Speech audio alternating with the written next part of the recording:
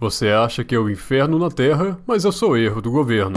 Esse é o Visão Libertária, sua fonte de informações descentralizadas e distribuídas. Centralia é uma cidade conhecida na Pensilvânia, que teve que ser evacuada devido a um incêndio nas minas debaixo da cidade. O fato é que a cidade vive sobre um caldeirão de chamas cuja temperatura chega a 500 graus Celsius e que vai arder por mais de 100 anos. Milhares de pessoas perderam suas casas, sítios e fazendas e foram obrigadas a abandonar a cidade, devido à quantidade de focos de monóxido de carbono que pode tornar o ar irrespirável. Mas quem que poderia ser culpado de tal tragédia absurda? Lógico, foi o governo. A região de Centralia, no estado da Pensilvânia, foi comprada por colonos americanos dos índios que habitavam a região, por 500 libras em 1764. Na ocasião, foi comprada apenas a terra para o uso na agropecuária por um pequeno conjunto de colonos. Mas, sem esses saberem, eles adquiriram algo bastante valioso. Acontece que descobriu-se décadas depois que existiam valiosos veios de carvão no subsolo da região. Em 1842, as terras da região foram compradas pela Locust Mountain Coal and Iron Company, uma empresa interessada em explorar os ricos veios de carvão poucos metros abaixo da superfície.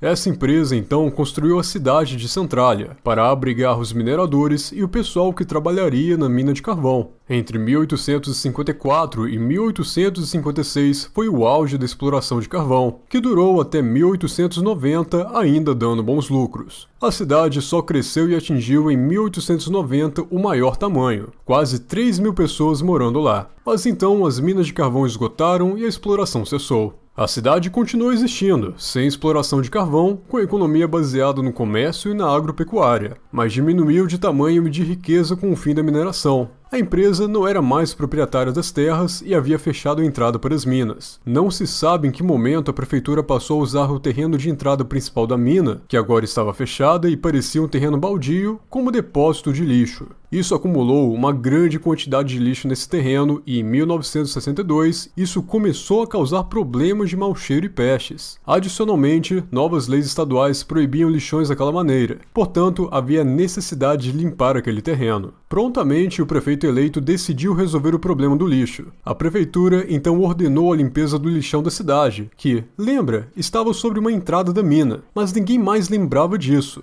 Remover lixo é uma tarefa complicada, precisaria de máquinas, mas a prefeitura estava sem grana. Então, os funcionários da prefeitura optaram por queimar o lixo. Olha que ideia bacana, muito mais barato. Qual problema poderia existir em queimar lixo? Os funcionários da prefeitura, lógico, nem sabiam da entrada da mina que estava coberta de lixo. O fato é que o fogo no lixo iniciou em 27 de maio de 1962 e depois que o lixo queimou o suficiente, usaram mangueira de água para apagar o fogo. Problema resolvido, lixo já totalmente queimado, muito boa solução, devem ter pensado. Porém, 2 dias após a queima principal, o fogo ressurgiu no meio do lixo. Os funcionários foram chamados. Novamente, usavam jatos de água para apagar novos focos de incêndio. Deve ter ficado alguma coisa queimando lá embaixo, só um detalhe. Mas, uma semana depois, novamente o fogo apareceu no que restava do lixão. Os funcionários da prefeitura ficaram preocupados e então resolveram remover o que restava do lixo na região. E foi aí que descobriram que havia a entrada da mina debaixo da montanha de lixo e que o que estava queimando não era apenas o lixo, mas as paredes do túnel da mina. Veja, quando se cava uma mina de carvão, parte do carvão é deixado como sustentação do teto. Os pilares e paredes da mina de carvão eram formados por carvão também. Não podiam ser removidos porque isso retiraria a sustentação do teto, desabando a mina como um todo. Os mineradores buscam os veios mais ricos de carvão, mas o fato é que mesmo carvão não tão rico assim pode queimar ainda. Havia também uma grande quantidade de carvão nas paredes e pilares da mina. O incêndio no lixo havia iniciado a ignição desse carvão no túnel de acesso da mina, mas até ali era só no início da boca da mina. Eles apagaram esse foco de incêndio e deixaram para lá. No dia 2 de julho de 1962, alguns moradores reclamaram do cheiro estranho vindo do lixão. Perceberam então que o carvão mineral ainda estava pegando fogo na entrada da mina, e jogar água apenas parece não ser capaz de apagar esse incêndio, o que faz bastante sentido. O carvão mineral tem características hidrofóbicas, o que significa que ele não absorve água. Então, a coisa parecia mais complicada. Chamaram um especialista, Gordon Smith, que recomendou remover todo o lixo e restos de incêndios do lixão para impedir contaminação entre a mina e o lixão e cavar parte do minério de entrada da mina para impedir que o fogo chegasse ao interior.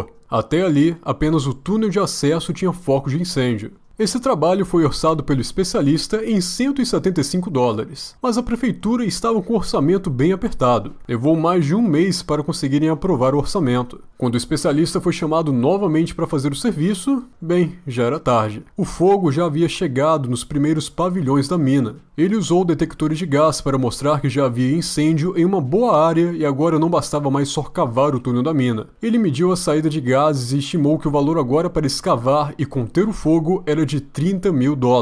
A prefeitura ficou apavorada, mas, enfim, não havia outra coisa a se fazer. Curiosamente, o tempo para aprovação do orçamento de $30 mil foi menor que o tempo para aprovar o de $175. Porém, ainda assim, se mostrou insuficiente. Embora escavassem largas porções da mina, o fogo se espalhou mais rápido que a velocidade de escavação. Os especialistas ainda tentaram um plano emergencial que consumiu outros $40 mil ao longo do ano de 1963 para abrir buracos da mina e tentar alagar os túneis. Quando esse plano falhou também, novos especialistas foram chamados e estimaram que o custo para conter o incêndio então seria de cerca de $300 mil.